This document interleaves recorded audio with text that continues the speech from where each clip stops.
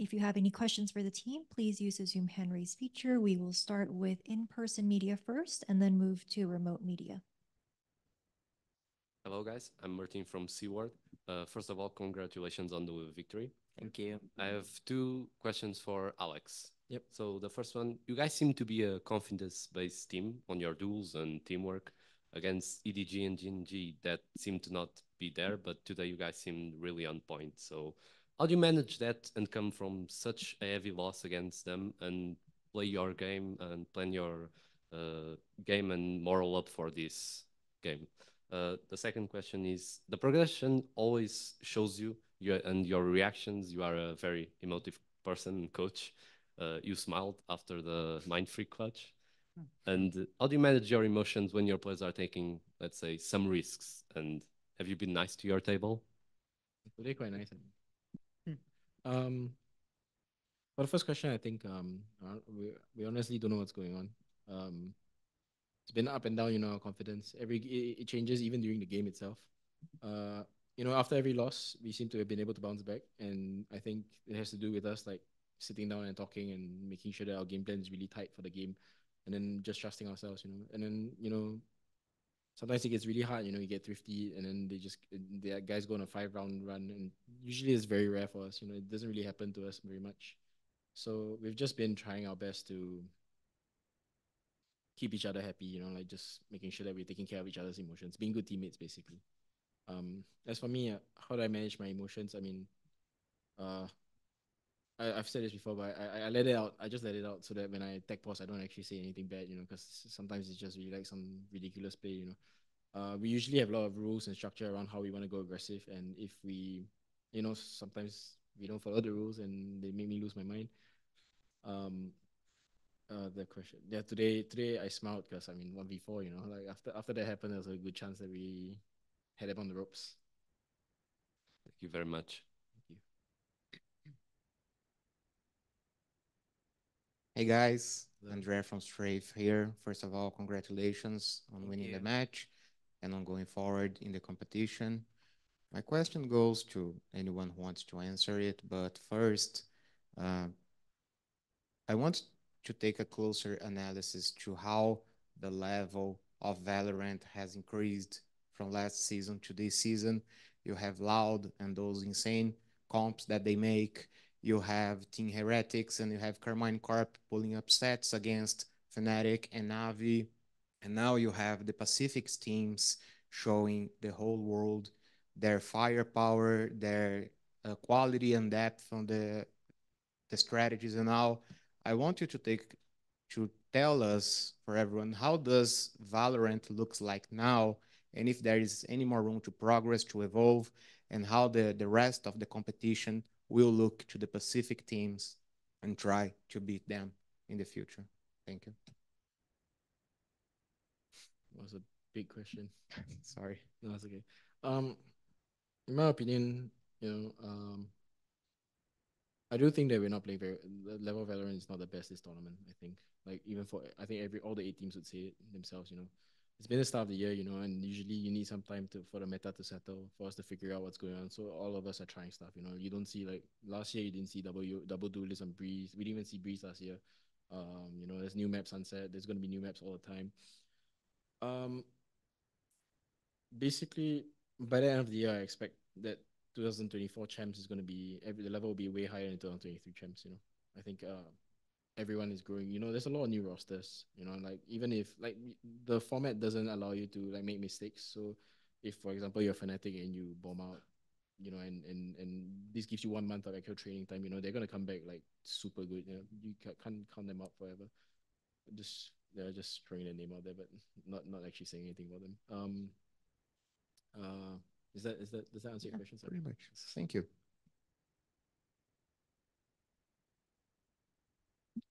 Hello, congratulations for the win. Thank you. The first question is for Sonsing. You are playing a lot operator with Gecko in this tournament with a good performance. No? The question is, what, in your opinion, what is the main difference between play the operator with Jet or Chamber and with other agents? and how can you manage the use of utility and your role as initiator with the operator?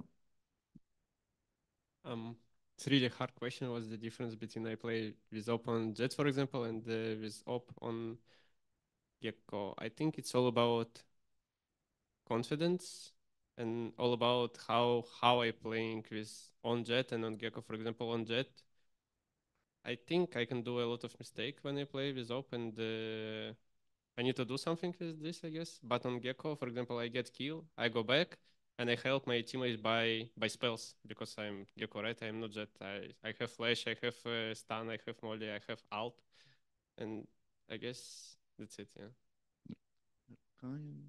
Okay, the last one is for Alex. Sorry, No, I always ask. no problem. It's about Sentinel, no? Because you play versus the American champions, and maybe Sentinel is a team similar to Genji in the question of they are very ordained, no, have this retake, this standard are more a lot of structure, no. And the question is, how will you prepare the match versus them? And what is your opinion about Sentinel and his play style? I mean, we have no time to prepare. Yeah. So I mean, for me personally, what I'm gonna do is I'm gonna relax tonight a little bit. I'll wake up as usual. What I do is I wake up very early in the morning, and I try to watch everything. And I come up with a game plan, and the boys will come later, and we discuss. And I will have already sectioned like key things for them to watch, and then they will discuss it, and then we come up with a game plan together. Yeah, is that oh okay? What about Sentinel's play style? No, about Sentinel play style in general, what is your opinion? I think they're very good. I think they're very, very good. I mean, they already beat us in Africa TV, and you could tell that they're developing. I think having Zelsis in the team is a big deal. I think he manages to keep their emotions high and confident. I think Tens is playing amazing on smokes. I think it's been revelation for him. So they're coming together very nicely. Like I said before, I think it feels like when they were first won Reykjavik. Like it feels like they're coming back into their confidence. Tens is having great performances. It's just the same as last time. So we're looking forward to the game, and we expect a very difficult one. All right. Thank you and good luck tomorrow. Thank you. Thank you. Hello, guys. Firstly, congratulations on your win today. It was an epic game. Yeah. My first question is to Moniette. Sorry, it's to Mindfreak actually. My bad. But so on that second map, you had like that insane 1v4 clutch. So can you take us through what was like going through your mind while all of it was happening? Actually, when I got the first 2 kills, when they pushed through their own smokes, I have a feeling that I could won it because the plan was in the open and I have like spot to like dancing around. And yeah, I'm just playing around it. So yeah. Okay, thank you. And my second question is to Alex. So like my previous colleague asked, you are going up against Sentinels tomorrow, and one of the arguably bigger problems is that because they're coming in as that upper seed, they're gonna have like a bit more control over the map veto. So how are you feeling about that? And what do you think they will allow the sunset to slip through again like today? I don't know. We have one good map, and I think the whole world knows this now. So we'll see. I mean, I think I think Run. I don't think we're playing sunset. But you never know. Like who knows? Like maybe there are maps that they feel like shaky on as well. So I don't know how the format works. Maybe it's one band each, and in their case, maybe I mean we share a lot of maps that we like to play together. So there's a good chance that like we're all gonna get 5 maps that we like to play. Regardless of how shaky our map pool is right now. Okay, can I ask a follow up to that? How do you feel about facing Sentinels on split?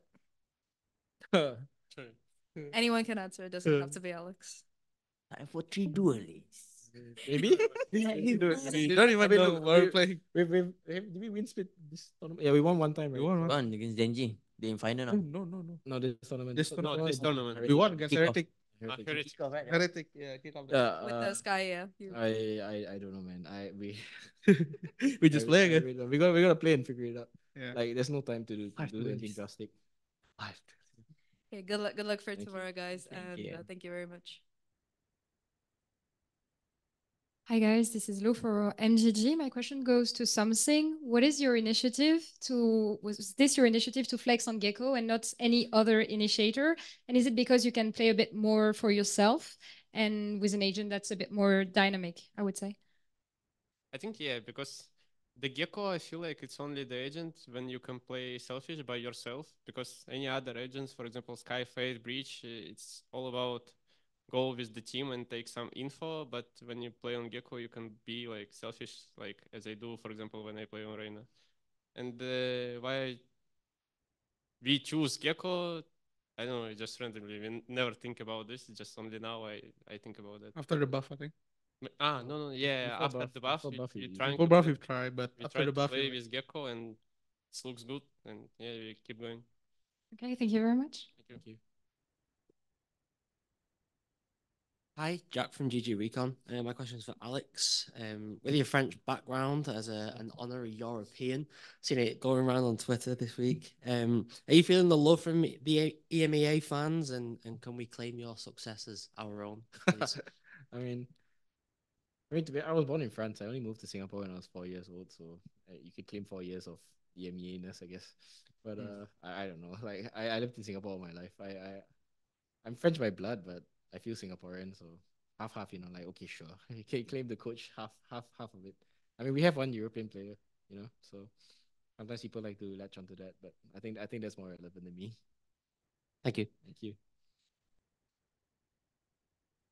Hey guys, another question here. I made the same question to Sadak on the last interview, and I feel it applies to you as well. We were discussing a little bit about community toxicity, right? So when things go well and you are the winner, everything goes fine, the community is happy. But if you do not do that, and Sadak said, well, we are going to end this series on fourth, and we are going to have a lot of backslash, right? We want to understand a little bit from you, how do you feel about the community reactions and how do they make our lives harder, especially when things do not go well? I mean, No, yeah, go ahead. it's just, I guess it's simple. You need to understand who is these people who hate you in internet. Who is these people? I mean, probably, I don't want to say anything like really badly, but I think they understand me. And also, after lose, just try to never open Twitter and especially VLR.gg. And also Reddit, I guess, yeah. Reddit also cannot open. I mean, I think, in any situation, you have people that like you and people that don't like you, right? So whenever you win, the community that's actually talking is going to be the one that likes you. If you lose, the one that doesn't like you is the one that's going to talk. And also the fact that internet has anonymity, right? So you can just say whatever you want and there's no repercussion to it. I think we just got to roll with the punches. I think this is just part and parcel. I'm sure Cristiano Ronaldo, like Messi, have people bashing them when they miss open goals. I mean, they don't do it. They're that good, but but I'm sure this happens. So we're in the business of entertainment, right? And when people are not entertained, they're not happy, and there's nothing we can do. I think for us, we just need to guard ourselves. I have younger players in the team, and I have to police them. Sometimes they want to look at VR, and I have to choke hold them. No, so this one I'm trying to guard, because he likes to look a little bit sometimes. I just peek.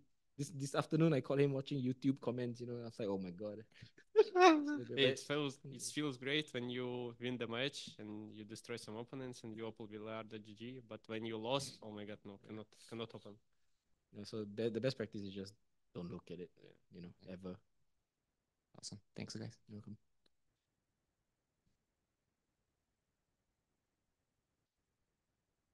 Hi, I'm Elaine from One Esports, Hello. and I have a question for Coach Alex. So yesterday you mentioned that you were experimenting some new strategies against Genji, and it wasn't as effective. Was today going back to old reliable strats, or did you tailor some new tactics to Loud as well? Honestly, again, we didn't really have much time, so I think we just agreed to a game plan. We tried, yeah, we tried to change a little bit. We knew that like Loud is an incredibly intelligent team. Like probably the most cerebral team in the whole league. You know what I mean? And you're playing against like one of the best IGLs in the world. He walked into the A bomb site and ascended a few times and nobody was there. And every time Les once in a while he'll be able to find a hole, get a defense, like just by reading the game. So I mean, we just try our best to be aware of these things rather than like tailoring any strategies around it, because I don't think you can like outcall them. Okay, one more question. You talked about how everyone on the roster has been adapting to each other. But in your opinion, who has been the most consistent or reliable in this process? I mean,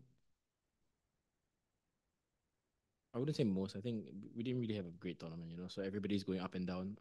Of course special props to Forsaken, because usually he plugs the gaps, and he still does an admirable drop every time he's put into these kind of situations. But I think they all really put a huge effort, like just to sacrifice for each other, which is quite commendable, I think. Okay, and lastly, the team was noticeably in a more relaxed, playful mood today compared to yesterday. So, what contributed to this change? I think every time we just like it's this is the end of the line. We just like really don't care about the play. We just play for fun. I think that's why we're like a bit more calm during this Looks game. like the day by day.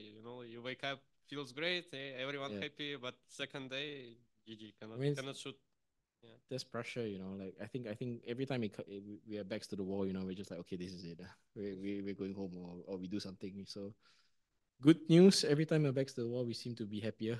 I don't know why, but I guess it's the case. Okay, thank you so much. Thank you.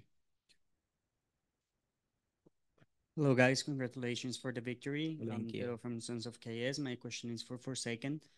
I have two questions for you. The first one is having played already with all the regions in Master, with China, with, of course, APAC and Americas, what do you think that are their strong points, and do you think what do you think are their like weakest points? And also, what do you reckon or think that you as a team can learn from them?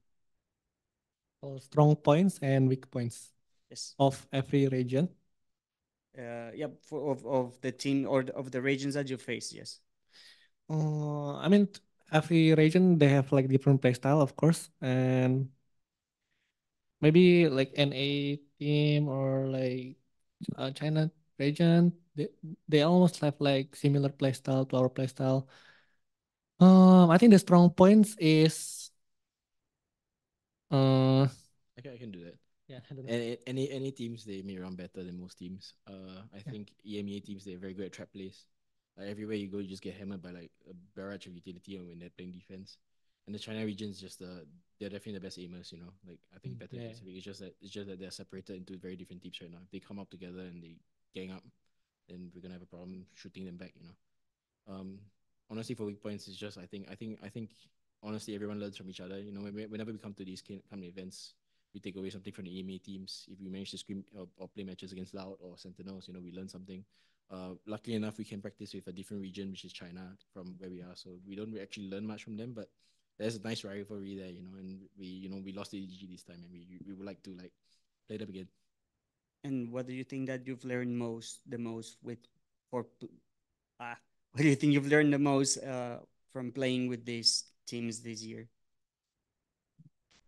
Um, I actually think I think we learned the most about like Mentality, maybe. mentality, yeah, about like just our self, like focus on ourselves, We deal with ourselves more better.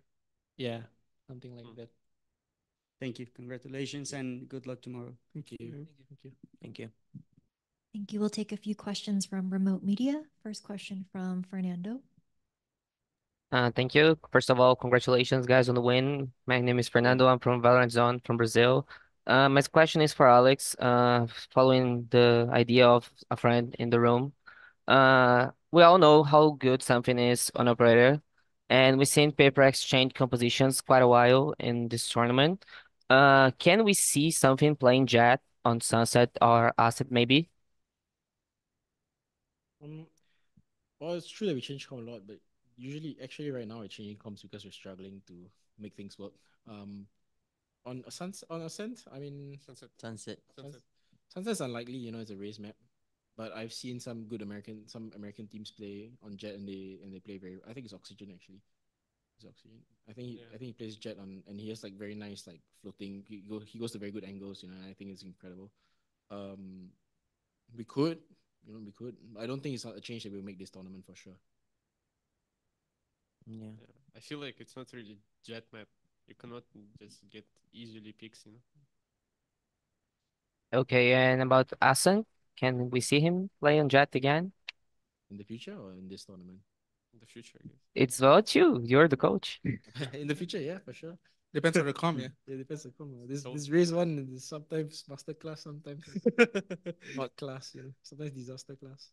Thank you very much, guys. Good luck tomorrow and good luck on the rest of the tournament. Thank you. Next question from Razor. Hi, I have two questions for Alex from the Valorant competitive community. The first one and goes back to what you guys were talking about earlier with the map pool. It feels like PRX's map pool depth has been lacking so far this season compared to last year. Do you think this is mainly because you haven't had enough time to adjust to the roster change, or are there other factors, such as meta changes like sky nerfs, that are the biggest cause of this? And how confident are you that you'll be able to develop a deeper map pool for the rest of the season? I mean, I can answer the second one first, but we're gonna work on our map pool regardless, like all year round. I'm very sure there'll be a new map halfway through the year. It's to be expected. Either something coming back, unless one of them has come back. With regards to what's the first question? What was the first question again? Sorry. Like why is the map pool lacking depth? Yeah, I mean, I think we just got the wrong read on the meta. Like we decided to, we decided to go away from Sky, assuming that like we could replace it with Yoru or Phoenix or some kind of flash agent. But it turns out that the way we play, Sky enables us to play a lot more aggressively when we do this, and because of that, like we're scrambling right now to try and figure out who's gonna play Sky, who's gonna play what, which is why the map pool looks weak. As you can see, the only map that Sky is not play on is Sunset, and we're kind of comfortable on Sunset. The rest of the maps a lot of people play Sky on, and we're figuring it out. There's also like for us to pick up a new scan agent like halfway through the tournament, it's about the number of reps you have with the agent. However flexible you are, it takes time to create ideas around it, understand the agent, understand how it works around the map, understand how people react with the agent. It's not as easy as people think to just plug and play. I can't just like say, oh, today we're gonna run this comment and it's gonna look beautiful. No, it looks like whatever we've been playing for the last 10 days. This is what it looks like. Like we don't have the depth of strategy and understanding to actually switch in and out like as and when we want to, especially so early in the year. When we're learning how Chaya Moniet likes to play and stuff as well. Thank you. And my last question is, the team has been regularly buying full into the bonus rounds. Is this a conscious decision from the team, or is it just you wanting the players to keep the flow and momentum going because they're world class and definitely have a huge chance of winning? I haven't really thought about it, but I think it's also because we haven't been winning much bonus rounds. We've gotten quite a few pistol wins this tournament, which is honestly quite surprising. Because we usually do the opposite. We win the bonus round and we play well in the gun rounds. We haven't been winning bonus rounds, and I think that's adding a little bit of pressure on us to like, okay, we can't just run around and give them the round for free anymore, because we're not winning the gun rounds as comfortably as we normally do. Awesome. Thank you very much. Next question from Nerditude Antonio. Thank you so much. My question is for second. With Master Madrid, this will be your 8th international classification with PRX. Why do you think you have been able to be so constant with your work and team? I would say because PRX, we like to like experiment a lot, and then I like to being creative as well. We change a lot of stuff, a lot of strategic on the day itself. So it's like I would say I think we're just putting like all of like our brains to the map, like every map. So then people not gonna like expect what we gonna do later in the match, So yeah. Thank you so much and congratulations. Thank you. Final question from Zen. Hello. Thank you and congratulations on your win. This question goes to Alex.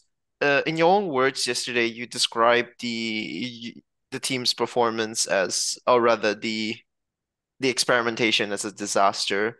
So how would you rate today's performance? Yeah, in a comparison. I think today we played close to our best we can possibly get for this tournament. Like it would be really great if we could like carry on this form. I know it's hard, because there's a lot of factors, but this is as close as it gets for us. Like I think we read the game well. We made the right moves, make it difficult for them to take space. We challenged them at the right timings. We had good confidence. We made some good confidence plays. To catch people off guard, to keep the momentum up. We did as well as we could. And I think the game still was very very close.